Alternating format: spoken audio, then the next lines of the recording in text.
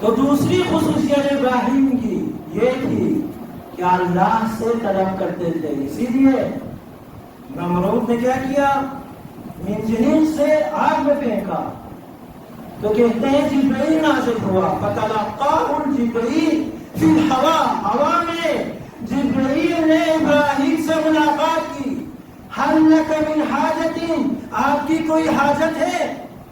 تو ابراہیم نے کیا فرمایا؟ میری حاجت ہے آپ سے نہیں، اللہ سے، یعنی اللہ سے اپنی حاجت طلب کروں گا. فاسأل اللہ، تو اللہ سے طلب کرے. جبرائیل نے کیا کہا؟ اللہ سے طلب کرے. تو کیا کہا؟ حسبی علمہ، میرے لیے یہی کافی ہے کہ اللہ جانتا ہے میرے دل میں کیا گزر رہا ہے. یعنی میری حاجت کے بارے میں رب العزت اللہ جانتا ہے، بیان کی ضرورت نہیں ہے.